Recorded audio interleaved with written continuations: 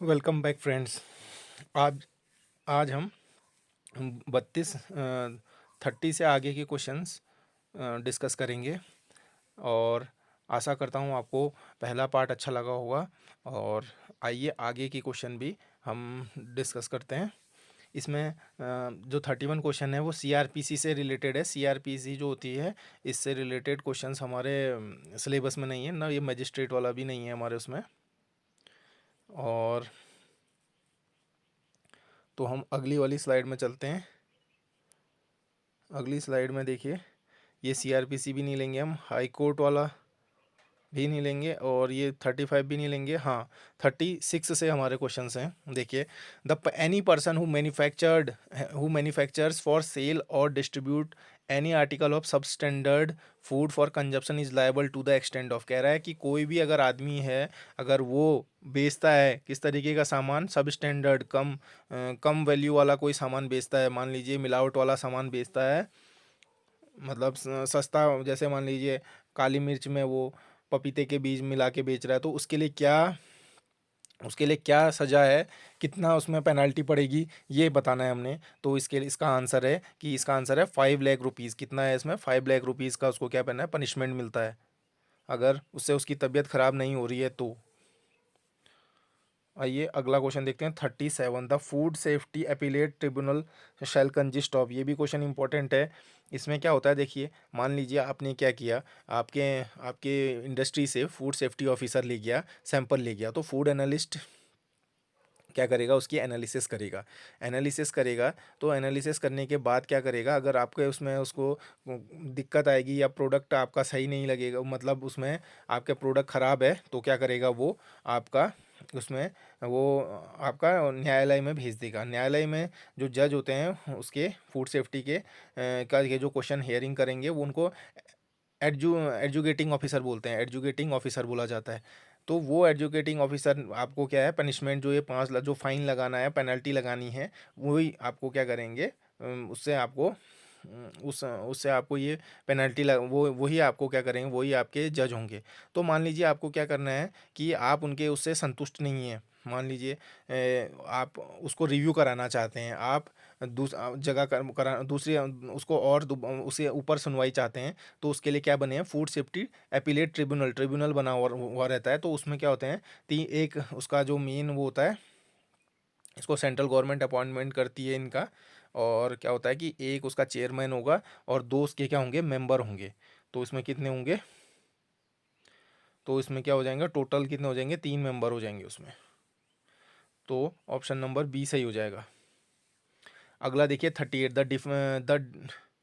The defences which may be allowed in prosecution under the food safety and standard act is, defence मतलब आपको क्या है, defence भी करना, अपना क्या है, अपना डिफेंस किस सेक्शन के अंदर ऐड किया गया है, किस सेक्शन के अंदर दिया गया है। फूड सेफ्टी जो एक्ट है उसमें क्या है, बहुत सारे सेक्शंस हैं, तो उसमें 80 होता है, कौन सा होता है, 80 जो है वो डिफेंस के लिए होता है। कौन सा होता है, आपको अपना डिफेंस में जो जवाब देना होगा, तो वो उसको क्या है, डिफेंस को 80 में लिया जाता है।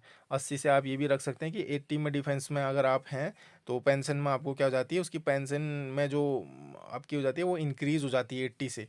किसी की भी जो होती है 80 से डिफेंस के लिए, वो क्योंकि उसमें क्या हो जाता है, ओल्ड एज हो जाती है, हमें ना डिजीजेस से डिफेंस करने के लिए उसकी क्या है, उसकी पेंशन में इंक्रीमेंट कर देती है गवर्नमेंट। तो डिफेंस से यहाँ के डिफेंस में, यहाँ 80 डिफेंस को ऐसे रिलेट कर लेंगे आप। 38 क्वेश्चन का हो गया डी। आइए अगला क्वेश्चन देखते हैं, 39। Where in a case sample container received by the food analyst is found to be in broken condition, he shall. अब देखिए कि जब क्या होगा, फूड एनालिस्ट के पास सैंपल भेजा है फूड सेफ्टी ऑफिसर ने, अगर वो कंटेनर टूटा है, तो वो क्या करेगा, inform the designated officer with in 7 days, inform the designated officer with in reasonable period of time, inform the commissioner with in 7 days, inform the commissioner with reasonable time period of time. ये reasonable word कुछ नहीं होता है इसमें, क्योंकि यहाँ पे जो एफएसएसआई एक्ट है वहाँ पे एकदम स्पेसिफिक बताया गया है। रीजनेबल का मतलब ये नहीं होता है कि वो तो उसको रीजनेबल वो 6 महीने 2 साल भी लग सकता है, इसलिए क्या है 7 days दिया गया है, और उसको डेजिग्नेटेड ऑफिसर को क्या है, बता देना है। तो ऑप्शन ए करेक्ट हो गया इसका 39 का। 40 क्वेश्चन देखिए, ये 40 क्वेश्चन एविडेंस एक्ट पे, एविडेंस एक्ट हमारा एविडेंस एक्ट हमारा इसमें सिलेबस में नहीं है। हम अगली स्लाइड में जाएंगे। देखिए, in which of the following separation technique the separation is based on the net charge of the molecule. ये क्वेश्चन बहुत इंपॉर्टेंट है, इस तरह के क्वेश्चन आने के चांसेस हैं। देखिए, तो ये क्या कह रहा है कि कौन सी ऐसी सेपरेशन टेक्निक है, कह रहा है एफिनिटी क्रोमेटोग्राफी है, मॉलिक्यूलर एक्सक्लूजन क्रोमेटोग्राफी है, या आइसोपाइनिक सेंट्रीफ्यूगेशन है, या आयन एक्सचेंज क्रोमेटोग्राफी है।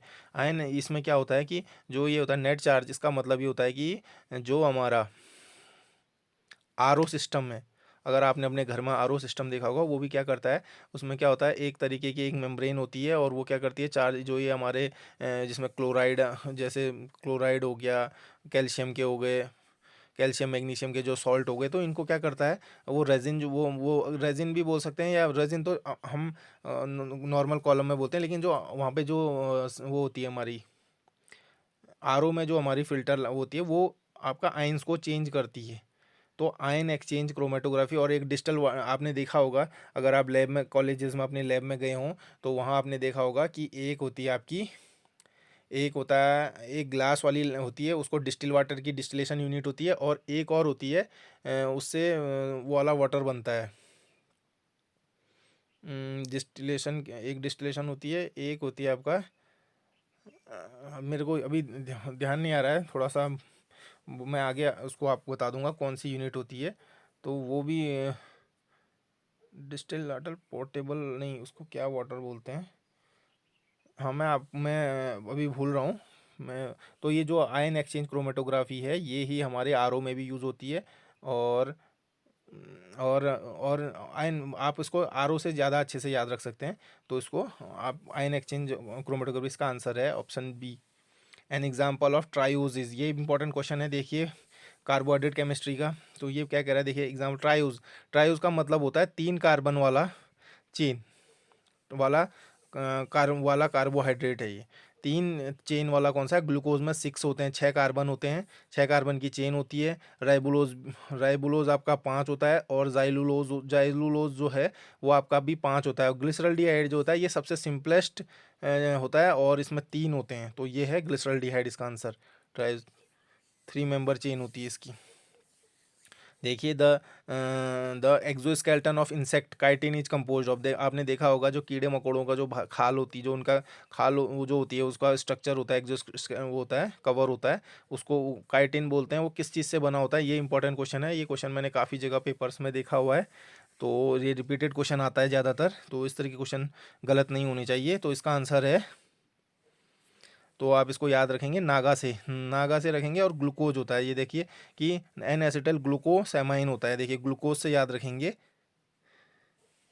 तो इसको गैलेक्टो नहीं करेंगे, ग्लूकोज होता है उसकी। अब आप क्या रखेंगे, इंसेक्ट की बॉडी भी कैसे होती है, ग्लूकोज से बनी होती है, इस तरीके उसका कवर काइटिन जो होता है ग्लूकोज से बना होता है, इस तरीके से याद रखेंगे। इसको रिलेट कर लेंगे 43 का A. Of the following which amino acid is an imino acid, which amino acid is an imino acid, क्या होता है, देखिए मैंने आपको अपने उस वाली वीडियो में बताया केमिस्ट्री के, तो अमीनो एसिड का स्ट्रक्चर बताया था। तो उसमें क्या होता है कि एक ग्रुप हमारा होता है, एक ग्रुप होता है हमारा COOH का, इस कार्बन से एक हमारा, यहाँ से हमारा हाइड्रोजन, सबसे सिंपलेस्ट जो ग्लाइसिन बताई थी मैंने, और ये NH2 बताया था। तो इसको हम क्या बोलते हैं, इसको हम बोलते हैं आपका, इसको अमीनो एसिड बोलते हैं। तो अब क्या होगा कि जो ये कह रहा है कि इन amino acid is an imino acid, कह रहा है इम्यूनो मतलब यहाँ पे नाइट्रोजन का, ये नाइट्रोजन NH2 के नहीं, NH के फॉर्म में होगा, किसके होगा, अगर NH2 में से एक हाइड्रोजन हटा दें तो इम्यूनो बन जाता है। तो किस तरीके से हो जाएगा, अब जैसे ये ले लेंगे हम COOH, ये इसको हम क्या करेंगे, मिला के नहीं लिखेंगे, इसको अलग अलग हैं ये COOH। तो और इसको हम जैसे यहाँ ले लिया, इसको इस तरीके से, यहाँ हाइड्रोजन, और यहाँ भी हाइड्रोजन, तो इस तरीके से ये 5 मेंबर क्या हो जाती है, रिंग हो जाती है, और यहाँ पे नाइट्रोजन आ जाएगा, और ये इमीन रिंग। देखिए अब यहाँ पे देखिए, तो इस तरीके से आपका क्या हो जाएगा, ये रिंग बन जाती है। तो और यहाँ पे हाइड्रोजन क्या हो जाता है, हट जाता है, और इसको इस रिंग को हम क्या बोलते हैं, इसको हम नाइट्रोजन को यहाँ पर ना, यहाँ ना लेके इस कोने में ले लेंगे। तो यहाँ पे देखिए दो, ये इस ग्रुप इससे जुड़ा है, इससे जुड़ा है दो, इसकी वैलेंसी एक, अब एक हाइड्रोजन रह जाएगा, एक हाइड्रोजन रह जाएगा। तो पहले NH2 हुआ करता था, अब NH हो जाएगा। देखिए इसको आप फिर से बना देता हूँ मैं, COOH, ये हाइड्रोजन और ये भी हाइड्रोजन है, और ये देखिए इस तरीके से 5 मेंबर रिंग बन जाएगी। और इसको N, यहाँ पे N हो जाएगा। अब देखिए N में 3 बॉन्ड बनते हैं। देखिए जब भी एमीन है या एमोनिया, देखिए NH3 बनता है ना, 3 हाइड्रोजन होते हैं। और ये है अमोनिया, एमोनिया है। अगर एमीन बनाना है तो एक हाइड्रोजन हटा के NH2 लग जाता है। अगर आपको इसको इमीनो बनाना है तो क्या हो जाएगा, आप 2 R ले लेंगे, R और एक R और ले लेंगे। ये R1 कर लिया, ये R2 दूसरा R जोड़ दिया आपने, और एक हाइड्रोजन जोड़ देंगे, तो ये क्या हो जाएगा, इमीनो बन जाता है। तो इस तरीके से इसको, ये किसका स्ट्रक्चर बन जाता है फिर, प्रोलीन। इसको क्या बोलते हैं, प्रोलीन बोलते हैं। मतलब NH वाला हो जाएगा, तो इमीनो इसको बोला जाता है। एमिनो, जहाँ पे NH2 होगा उसको एमिनो एसिड बोलते हैं। एमिनो का मॉडिफाइड, ये भी एमिनो एसिड है लेकिन इमिनो एसिड इसको मॉडिफाइड। प्रोलीन भी क्या है, एमिनो लिया इसको उसी के अंदर जाता है, थोड़ा सा क्या है मॉडिफाइड है ये, इसको ध्यान रखिएगा। प्रोलीन होता है इसका आंसर। अगला देखिए, अगला है हमारा, अगला क्वेश्चन है इसमें,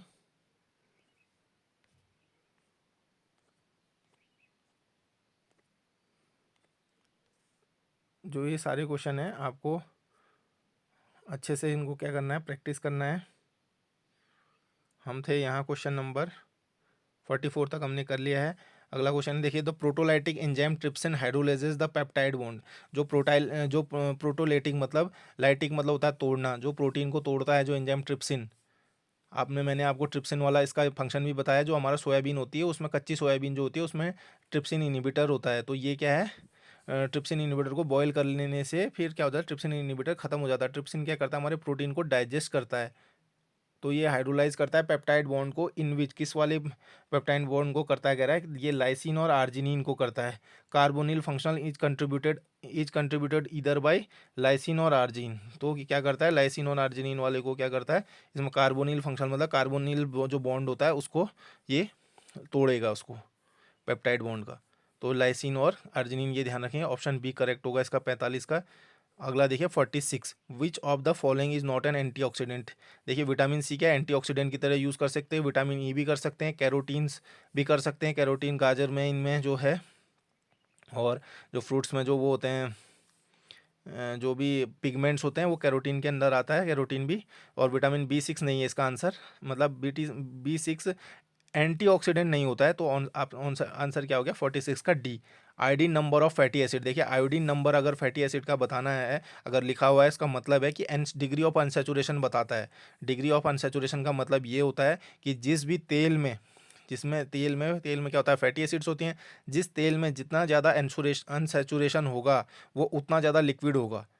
मतलब, और अगर उसका अनसेचुरेशन मतलब और अनसेचुरेशन का मतलब होता है जितने ज़्यादा डबल मतलब बॉन्ड, मल्टीपल बॉन्ड होंगे, मतलब डबल बॉन्ड या ट्रिपल बॉन्ड जितने ज़्यादा होंगे उसमें, उसको हम अनसेचुरेटेड बोलेंगे। और वो जितना ज़्यादा उसमें डबल बॉन्ड ट्रिपल बॉन्ड होंगे तो वो तेल या फॉर्म होगा। अगर डबल बॉन्ड ट्रिपल बॉन्ड तोड़ देंगे आप तो वो क्या हो, जमने लगेगा। वो डबल बॉन्ड ट्रिपल बॉन्ड तोड़ के आप उसको सिंगल बॉन्ड बना देंगे, वाली चेन वाला फैटी एसिड बना देंगे, तो क्या हो जाएगा, वो जमने लगता है। और जो डालडा होता है वो तभी क्या होता है, सेचुरेटेड हो जाता है। सेचुरेटेड फैट की कंडीशन उसमें आता है, और वो ज़्यादा अच्छा नहीं होता हमारे शरीर के लिए। हमें वो कोलेस्ट्रॉल की प्रॉब्लम होने लगती है उससे, और हमारी उनमें चिपकने लग जाता है वो धमनियों में।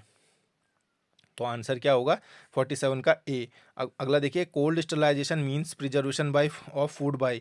देखिए कोल्ड जो स्टरलाइजेशन है, अब स्टरलाइजेशन वर्ड है तो स्टरलाइजेशन का मतलब क्या होता है, कोल्ड स्टरलाइजेशन को लाइफिलाइजेशन में से नहीं करना है। लाइफिलाइजेशन का मतलब होता है फ्रिज ड्राइंग। क्या होता है, फ्रीज ड्राइंग से लेते हैं। और जो आपका कोल्ड स्टरलाइजेशन है, इसको स्टरलाइज कर रहे हैं तो कोल्ड से, स्टरलाइज कभी कोल्ड से किया नहीं जा सकता है, वरना अगर आप सोच रहे हैं तो स्टरलाइज करना तो उसको रेडिएशन बोला जाता है। क्या बोला जाता है, रेडिएशन बोलते हैं। क्योंकि आप क्या कर रहे हैं, रेडिएशन से भी आप क्या कर सकते हैं, स्टरलाइज कर सकते हैं। जो और मेथड मैंने ऊपर हमने फर्स्ट पार्ट में जो डिस्कस किए थे, उनको हम क्या कर सकते हैं, कोल्ड स्टरलाइजेशन करके रेडिएशन से करते हैं, ध्यान रखिएगा। इसको लाइफिलाइजेशन को और जो हमारी फ्री लाइफिलाइजेशन को ही हम फ्रीज ड्राइंग बोलते हैं, उसको हम क्या करेंगे, कंफ्यूज नहीं करेंगे। तो ये रेडिएशन होता है कोल्ड स्टरलाइजेशन। इस तरह का क्वेश्चन मोस्ट मोस्ट इंपॉर्टेंट है, बिल्कुल ध्यान से रखिएगा इसको। अगला क्वेश्चन देखिए 49, in human the basal metabolic rate accounts for about percentage of daily calorie expenditure. देखिए जो जो भी हमारा खर्चा होता है, मतलब हम नॉर्मल कंडीशन में मान लीजिए सो रहे हैं, कोई ज़्यादा काम नहीं कर रहे हैं, तो उस समय जो हमारा खर्चा होता है वो कितना खर्चा है, हमारी बॉडी को जो रन करने का जो एनर्जी का जो खर्चा होता है, तो वो होता है 60 से 75%। ज़्यादातर जो हम कहते हैं, अगर नॉर्मल हार्ट अपना पंपिंग कर रहा है, किडनी अपनी फंक्शनिंग कर रही है, तो ये खर्चा कितना होता है, 60 से 75% होता है। बेसल मेटाबॉलिक BMR रेट इसी को बोलते हैं। 49 का ऑप्शन ए बिल्कुल सही होगा। अगला देखिए 50, द रेस्पिरेटरी क्वेश्चन। ये क्वेश्चन भी इंपॉर्टेंट है, इस तरह के क्वेश्चन जरूर आने का चांस होता है, और ये मैंने क्वेश्चन ग्रुप सी के UKSSC द्वारा देखे भी हैं और क्वेश्चन पेपर्स में। तो इस तरीके के क्वेश्चन बिल्कुल गलत नहीं होना चाहिए आपका, इसको अच्छे से प्रैक्टिस करेंगे। आइए देखते हैं इसका आंसर क्या है। तो इसका आंसर होता है, रेस्पिरेटरी क्वेश्चन का होता है, CO2 eliminated upon oxygen consumed, option C. क्या होता है, जितनी हमने CO2 क्या हुआ बाहर निकाली, और जितना हमने ऑक्सीजन ली थी, जितना हमने सांस में अंदर अपने लंग्स में डाली, CO2 बाहर और जितनी CO2 बाहर निकाली, जितना CO2 हम बाहर निकाल रहे हैं अपॉन उसको डिवाइड किससे करेंगे, ऑक्सीजन कंज्यूम से करेंगे, तो रेस्पिरेटरी क्वेश्चन निकल जाएगा। ये हमारी सांस को अंदर बाहर लेने से है। और जो हमारी CO2 और जो हमारी जो सेल्स जो काम करती हैं, ऑक्सीजन लेती हैं और CO2 निकालते हैं, तो रेस्पिरेटरी क्वेश्चन हमारी बॉडी के लिए भी, हमारी सेल्स के लिए भी लिया जाता है। तो इसी, और वो जो सेल्स से लिया हुआ ही लंग्स में आता है हमारी, तो फिर हम उसको नाक की नेज़ल कैविटी के थ्रू बाहर रिलीज़ कर देते हैं। 50 क्वेश्चन भी कंप्लीट हो गए। अब आइए अगले वाले में।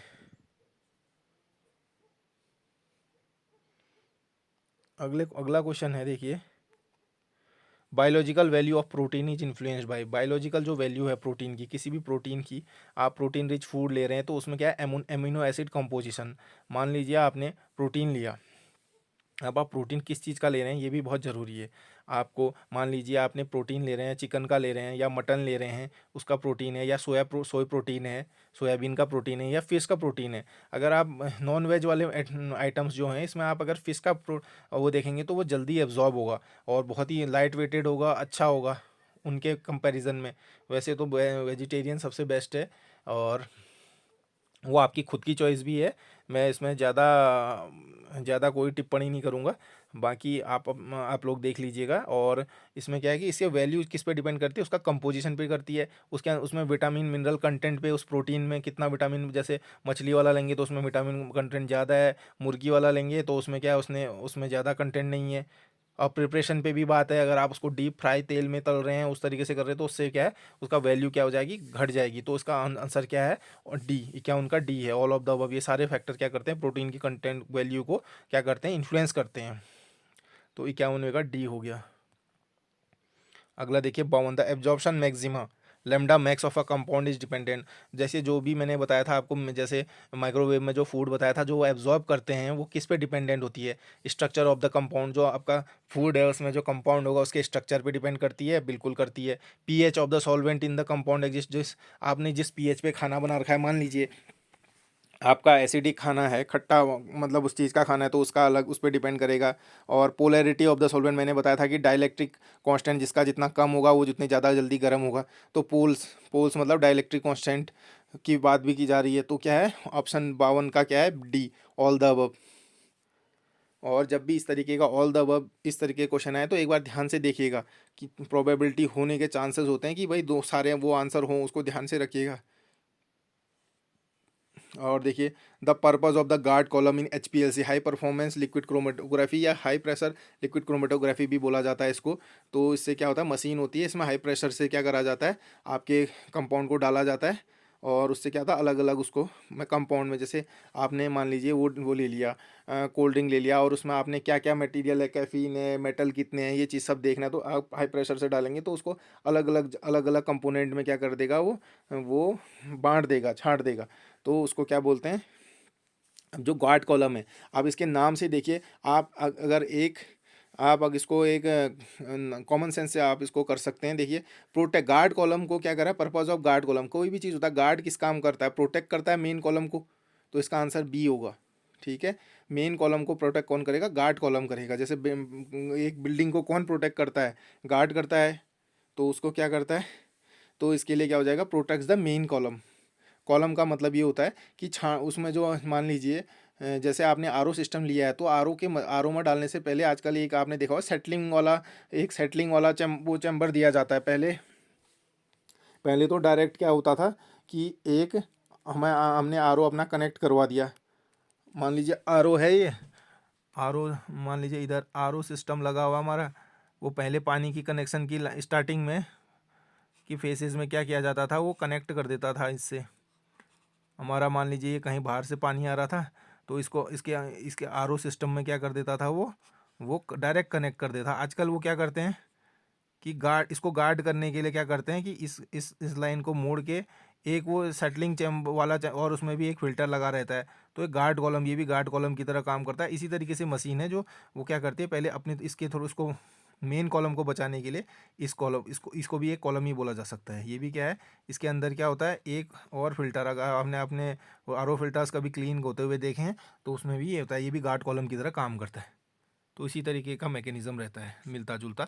तो इसका क्या हो जाएगा, प्रोटेक्ट द मेन कॉलम, इसका आंसर हो जाएगा 53। आइए अगला क्वेश्चन देखते हैं।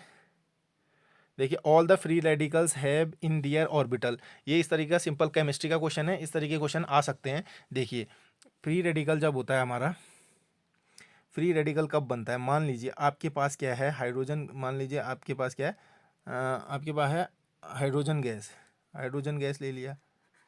मान लीजिए आपके पास क्या है, सॉरी, आपके पास है हाइड्रोजन गैस।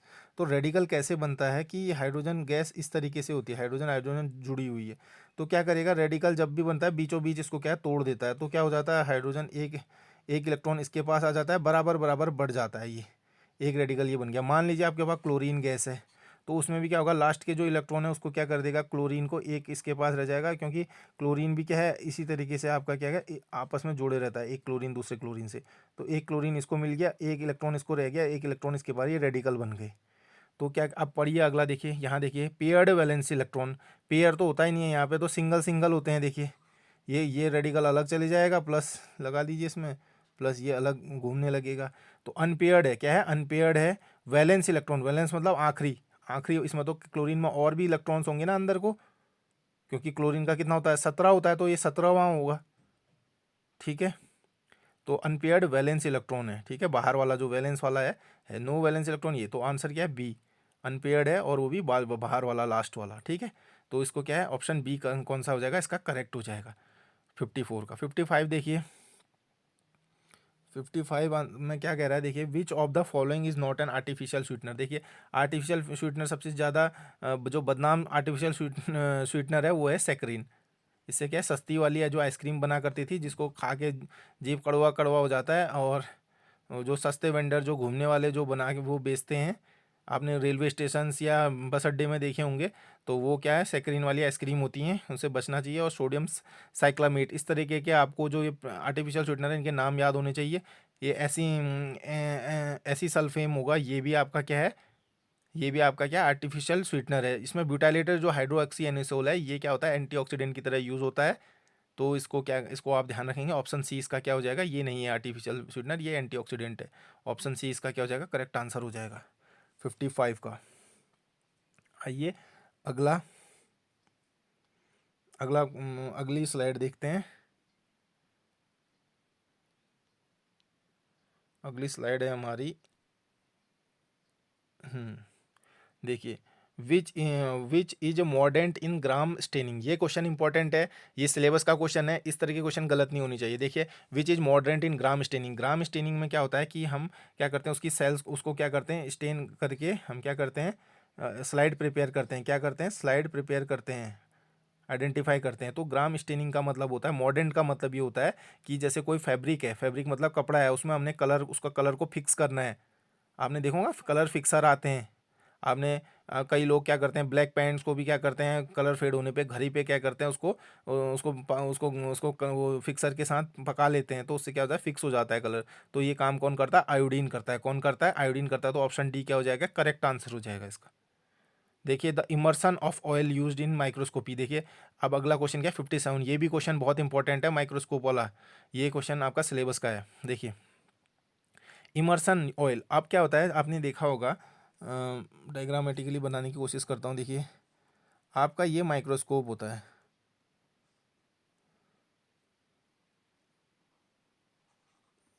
इसमें आपके यहाँ पे 4 तरीके के ये छोटे लेंस लगे रहते हैं, ऐसे करके घुमाए हुए। और यहाँ पे वो रखने वाला स्लाइड होता है इसका। और ये इस तरीके से आपका, ठीक है, ये हो गया। यहाँ पे आपका इस स्लाइड रखने का होता है। तो यहाँ पे आपने देखा होगा 10x लिखा होता है, यहाँ पर 40x लिखा होता है, अगले में यहाँ पे 100x। तो क्या होता है, जब आपको 100x से देखना होता है, इसको 100 गुना जूम करके देखना होता है इस सेल को, इसको देखेंगे यहाँ पे सेल रख के, आप यहाँ पे रख के देखेंगे। तो 100x जब आप देखेंगे तो उसमें आपको पहले क्या लगाना पड़ेगा, उसमें ऑयल लगाना पड़ता है। ऑयल लगाने से क्या होता है, वो रिफ्रैक्टिव इंडेक्स को इंक्रीज़ कर देता है और आपको उसको साफ दिखा देता है। वरना आप 100x नॉर्मल बिना तेल लगा, बिना उसके ऑयल के आप बिल्कुल देख नहीं पाएंगे उसको। तो इमर्सन किस में यूज़ होता है, इमर्सन ऑयल किस में यूज़ होता है, माइक्रोस्कोपी में यूज़ होता है। और वो भी रिफ्रैक्टिव इंडेक्स और 100x को देखने के लिए, क्या से ऊपर या 100x को देखने के लिए आपको क्या करना होता है, ये इमर्सन ऑयल यूज़ करना होता है माइक्रोस्कोपी में। इंपॉर्टेंट क्वेश्चन है, ध्यान से रखिएगा, देखिएगा। एफ्लाटॉक्सिन, मैंने बताया था एफ्लाटॉक्सिन क्या होता है। ये तो ये बहुत ज़्यादा टॉक्सिक वो होता है। ये प्रोड्यूस्ड बाय सर्टेन फंजाई से किया जा होता है। मूंगफली में भी मिलता है, होता है। तो वो सड़ी वाली मूंगफली फेंक देनी चाहिए, खाना नहीं है, वरना आप क्या हो सकते हैं, कैंसर कॉजिंग एजेंट भी होता है वो। और इम्यूनो सप्रेशन मतलब आपकी इम्यूनिटी को, जब आपको इम्यूनिटी को सप्रेस कर दिया जाएगा, उसको दबा दिया जाएगा, और कैंसर होने का तभी चांस होता है, तब चांस हो जाएगा। तो ऑल द अबव क्या है, आंसर इसका सही है एफ्लाटॉक्सिन का। बोटेलिनम जो टॉक्सिन है, उससे क्या होगा, कार्सिनोजन है, म्यूटाजेन है, म्यूटेशन आएगी, या टेराटोजन है, या न्यूरोटॉक्सिन है। तो ये क्या है, न्यूरोटॉक्सिन हमारे न्यूरॉन्स के लिए क्या हार्मफुल है, ठीक है। तो इसीलिए क्या होता है, बोटेलियम खाने के बाद डेथ होने की, क्योंकि न्यूरॉन्स हमारे डेड होने लगेंगे तो इसकी मृत्यु भी हो सकती है। MSA देखिए, मैनिटोल सॉल्ट अगर is generally used for the detection of. ये वाली स्लाइड बहुत ज़्यादा इंपॉर्टेंट है, आपको इसको बहुत अच्छे से इसको प्रैक्टिस करके जानी है।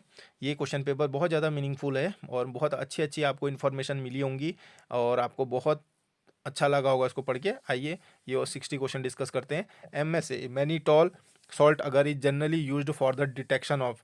अगर आप, ये जो अगर वाला होता है, ये कॉलोनी बैक्टीरिया को कल्चर करने के लिए यूज किया जाता है। ये किसके, इकोलाई, इस्चरिचिया कोलाई जो हमारे पेट में होता है, जो हमारे लिए हार्मफुल है, विटामिन B12 को एब्जॉर्ब करने में मदद करता है।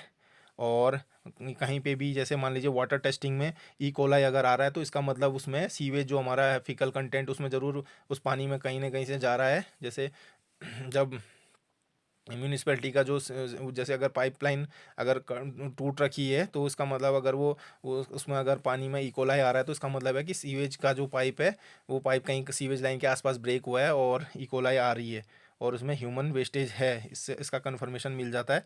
तो उसको हम किससे चेक करते हैं, उसको हम उसको उसका कल्चर हम MSA मैनिटोल सॉल्ट अगर है, ये मीडियम होता है, मतलब उसमें डाल के इसमें ग्रो कराते हैं, तो उससे पता लगता है, डिटेक्ट हो जाएगा इकोलाई। ऑप्शन नंबर 61 देखिए, ऑप्शन नंबर अब 61 हम की ओर चलते हैं। देखिए, विच विच 61 enzyme used in fruit juice clarification. ये भी मोस्ट इंपॉर्टेंट क्वेश्चन है। इस तरीके का क्वेश्चन आपसे गलती करना, और इस तरीके का क्वेश्चन गलत करना और सिलेक्शन से दूर होना। तो देखिए, हमने उस चीज़ से बचना है और अपना सिलेक्शन ज़्यादा से ज़्यादा नज़दीक जाना है। देखिए, enzyme used in fruit juice clarification is, ये है पैक्टिनेज। हम पैक्टिनेज एंजाइम डालेंगे तो उससे क्या हो जाएगा, फ्रूट जूस क्लेरिफिकेशन हो जाएगा। क्योंकि बहुत सारे हमारे वो हैं, जैसे मान लीजिए हमारी स्क्वैश हैं, और आपका जैसे स्क्वैश है तो उसमें क्या हो जाता है, पैक्टिन आपका उसमें पैक्टिनेज डालेंगे तो जैसे स्क्वैश है उसमें पल्प ना दिखे, उसको क्या है सेटल करा देगा, और पानी पानी एकदम आपका जूस ही जूस जाएगा, तो उससे अच्छी क्लैरिटी आएगी। तो उससे क्या करते हैं, हम पैक्टिनेज यूज़ करते हैं। ऑप्शन 61 का D, rotating biological contractors are employed for. ये क्या होते हैं, इससे क्या करते हैं, ये secondary treatment of waste water. ये क्या करते हैं, माइक्रो ऑर्गेनिजम्स होते हैं, और ये आपका जो हैवी मेटल्स या वो है उनको क्या करते हैं, डाइजेस्ट कर देते हैं, और इससे क्या होता है, ट्रीटमेंट ऑफ वेस्ट वाटर क्या हो जाता है, वो किया जाता है। रोटेटिंग बायोलॉजिकल कॉन्ट्रैक्टर्स, इस टाइप के टर्म्स आपको पता होने चाहिए। ये इस तरीके के क्वेश्चन भेजे जा सकते किए जा सकते हैं, क्योंकि जो आपके क्वेश्चन सेट करने वाले जो एग्जामिनर्स हैं वो अच्छी खासी क्वालिफिकेशंस में रहते हैं, और वो ज़्यादातर पीएचडी और इस तरीके से किए हुए हैं, जितनी हमें इंफॉर्मेशन है। तो वो इस तरीके के, और क्योंकि वो आपका बीटेक या एमटेक फूड टेक करे हुए हैं, तो इस तरीके से वहाँ पे पढ़ाई कराई जाती है। तो हमें उनका एग्जामिनर्स माइंड लेके चलना होता है, क्योंकि वो इस तरीके के क्वेश्चन, कुछ बहुत क्वेश्चन इस तरीके के डालते हैं जिससे क्वेश्चन को क्या है, बैलेंस किया जा सके और सारे लोग अटेम्प्ट ना कर सकें। तो इसलिए हमें क्या करना है, हमने उस तरीके की टफ क्वेश्चंस को भी कुछ कुछ अप्रोच आनी चाहिए हमें, और इस तरीके के क्वेश्चन आपको आए तो बहुत बढ़िया है। आप कुछ बहुत क्वेश्चन 150 क्वेश्चन आपके पास इस तरीके से होने चाहिए जिसके आप आंसर और लोगों से ज़्यादा अच्छे से दे सकें और फेमिलियर हो सकें आप इनसे। तो 62 का क्या है, बी। 63 क्वेश्चन देखिए, this is not a method of enzyme immobilization. Enzyme immobilization का मतलब क्या है, मोबिलाइजेशन समझिए पहले। इमोबिलाइजेशन का मतलब क्या है कि इसको आपने क्या करना है, मोबिलाइजेशन का मतलब होता है इधर से उधर। मोबाइल जो फ़ोन है आपके क्या करते हैं, इधर से उधर बात करवाते हैं ना, तो इमोबालाइज मतलब उसको रोकना, मतलब उसको डीएक्टिवेट करके भेजना है इधर इंजाइम को। तो वो किस तरीके से कर सकते हैं हम, एडजॉर्प्शन करा के किसी सरफेस में उस इंजाइम का एडजॉर्ब करा दिया। एडजॉर्ब कराने का मतलब ये होता है कि उसको उसके ऊपर कोई परत चढ़ा दी, मतलब एक तरीके से होता है, जैसे मान लीजिए आपने इस एंजाइम को चारकोल डस्ट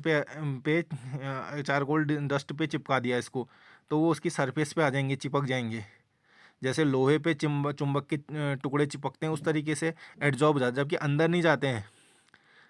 अगर आयरन है उसमें चुंबक के छोटे छोटे टुकड़े अगर आप चिपका देंगे सब उसमें, तो अपने आप चिपक जाते हैं, लेकिन अंदर नहीं। इसी को एडजॉर्ब बोलते हैं। एब्जॉर्ब का मतलब अंदर घुस जाना, लेकिन एडजॉर्ब का मतलब बाहरी सतह में चिपके रहना होता है। और इनकैप्सुलेशन मतलब कैप्सूल करा देना, कैप्सूल के अंदर डाल देना। तो इससे भी इमोबिलाइजेशन एंजाइम को कर सकते हैं हम। जैसे हमारे पेट में है, मान लीजिए हमारा स्टमक है, आमाशय है, तो मतलब इनमें क्या है कि आप जैसे जो हमारा स्टमक है वहाँ एसिडिटी रहती है, तो उसको क्या है, उस जैसे सारे कुछ जैसे फूड है, कुछ एंजाइम जैसे नीचे को हमारे आंतों में क्या होता है, एल्कलाइन मीडियम होता है, तो कुछ एल्कलाइन में काम करते हैं हमारे एंजाइम, कुछ हमारे एसिडिक में करते हैं। तो अगर मान लीजिए जो हमें कुछ चीज़ें वहाँ करनी है तो वो कवर रहती हैं, जो एक्टिवेट वहीं पे होंगे तो उस समय कवर बना लेंगे, तो उसको ये बोलते हैं। और nano material immobilization, nano material का की तरीके से भी क्या है, हमारे जो बॉडी में होता है नैनो मटेरियल की तरीके से काम भी होता है। अब जब जिसको हम डिकोड कर रहे हैं, और नैनो केमिस्ट्री या नैनो फिजिक्स का हम बहुत ज़्यादा यूज़ कर रहे हैं, जितने भी ये छोटे छोटे छोटे रोबोट्स, छोटे जैसे मोबाइल्स हैं, टीवी जो छोटी हो गई हैं, ये सब नैनो केमिस्ट्री का ही क्या है कि देन है। तो इस तरीके से भी इमोबिलाइजेशन किया जा सकता है, इधर से उधर पहुँचे उसको रोक के, मतलब उसको उसको उसको दूसरी जगह रिएक्शन ना कर ले, जो जहाँ भेजना है वहीं भेजा जा सके। तो उसको हम ABC तीनों तरीके से कर सकते हैं, लेकिन जो पेज है ये नहीं है। इसका आंसर क्या हो जाएगा, 63 का डी है। बाकी प्रोसेस हमारे तीनों से हम कर सकते हैं।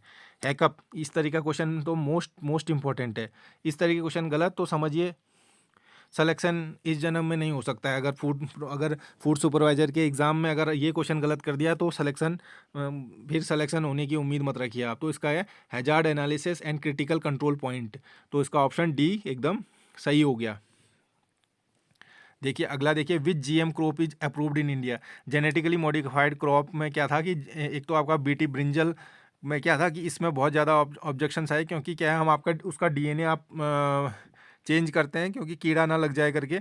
लेकिन ये क्या है, बायोटेक्नोलॉजी की देन है। लेकिन इसके लिए क्या है, जो कम्युनिटी है वहाँ पे ये रहता है कि इसके बहुत ज़्यादा ऑब्जेक्शन आते हैं। लेकिन बीटी कॉटन क्योंकि हम खाते नहीं हैं, यूज़ करने के लिए, इसलिए बीटी कॉटन को क्या है अप्रूव कर दिया गया था इंडिया में। तो यह ऑप्शन सी सही है इसका। खाने वाली चीज़ों में आपका ना दिक्कत है, क्योंकि आप उसका जेनेटिकली मॉडिफाई कर रहे हैं, कल के दिन दिक्कत कर सकता है। तो इसलिए क्या है नॉर्मल ब्रिंजल की जगह ये वाले में, इसलिए क्या है साइंटिफिक कम्युनिटीज़ में और आम जनता में भी क्या है इसके लिए डर रहता है कि, और वाद विवाद रहता है कि हमें या खुद से इस टाइप की छेड़छाड़ करने से उसे क्योंकि जनता में इसके दुष्परिणाम आ सकते हैं इस तरीके लिए मॉडिफाइड क्रॉप से। तो इसलिए क्या है कॉटन हम यूज़ कर लेते हैं, बीटी कॉटन, ऑप्शन सी बिल्कुल सही है 65 का। आइए अगला देखते हैं। अगली स्लाइड देखते हैं हम।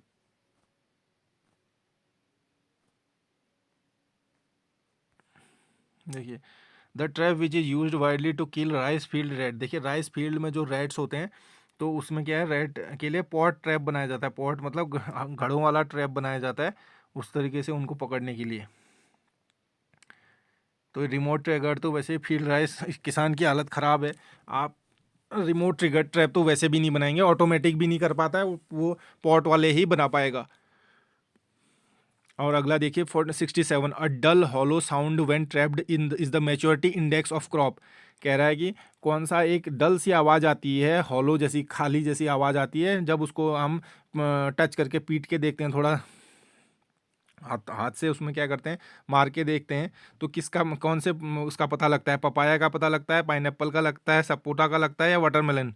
अगर वाटरमेलन का आपको चेक करना है कि मैच्योरिटी इंडेक्स, तो उसको क्या है पीट के उसमें खाली बर्तन की जैसी साउंड आने लगेगी डल डल, तो उसको इसका मतलब वाटरमेलन आपका मैच्योर हो चुका है।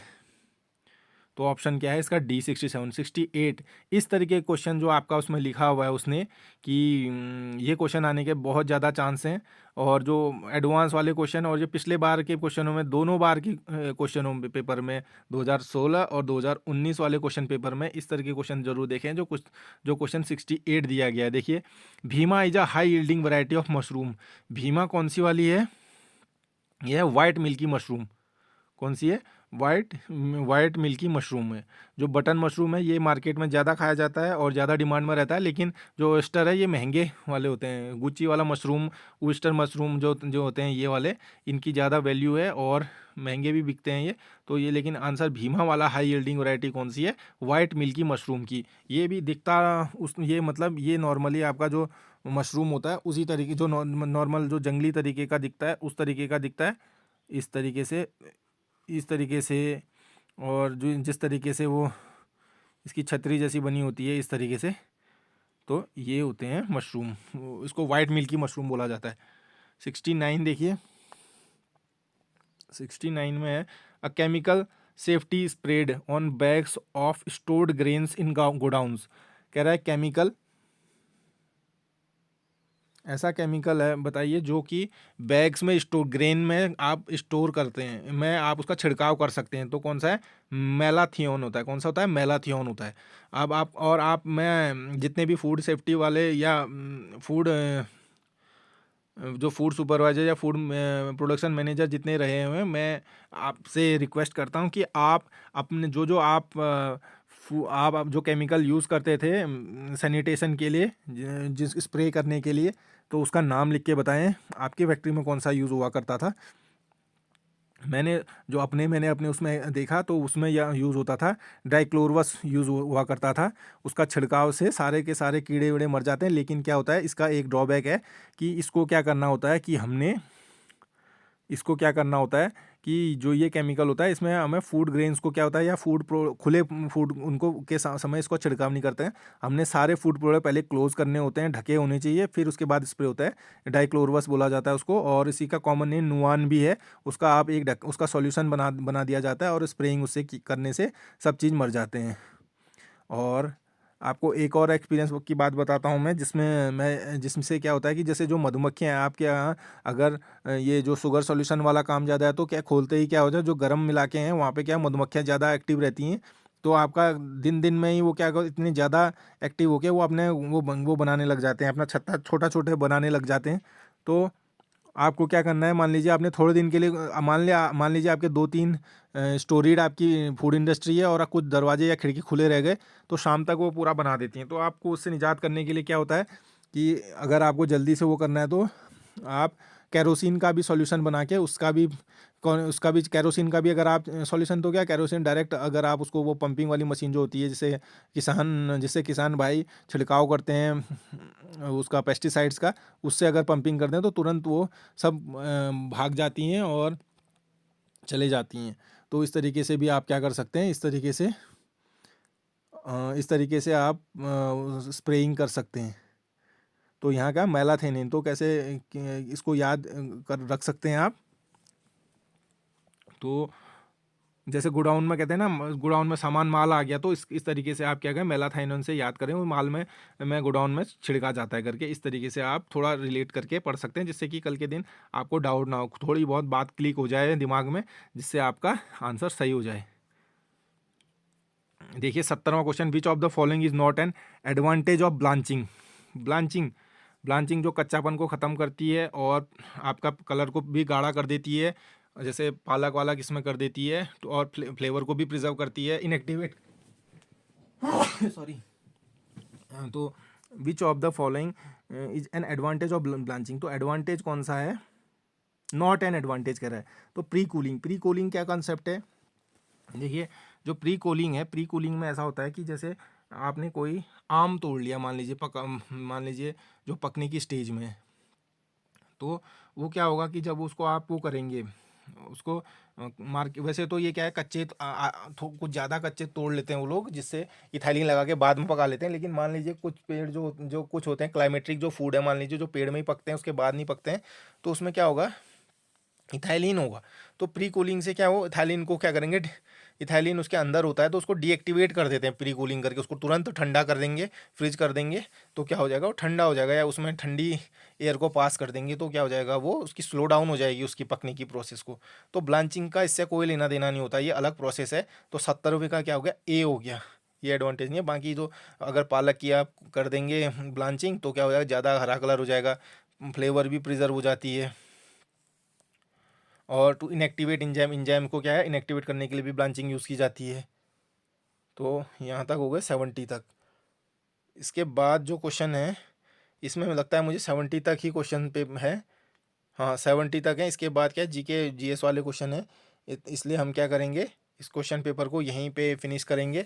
और आशा करता हूँ आपको ये डिस्कशन अच्छा लगा हो, और आप प्रैक्टिस करेंगे, और इसमें आपको नई नई चीज़ें सीखने को का वो किया सीखा आपने सीखा होगा, और इसको आप प्रैक्टिस 2-3 बार करेंगे, क्योंकि ये क्वेश्चन में बहुत सारी नई चीज़ें आपने सीखी होंगी, और क्वेश्चन पेपरों से इंटरेस्टिंग है।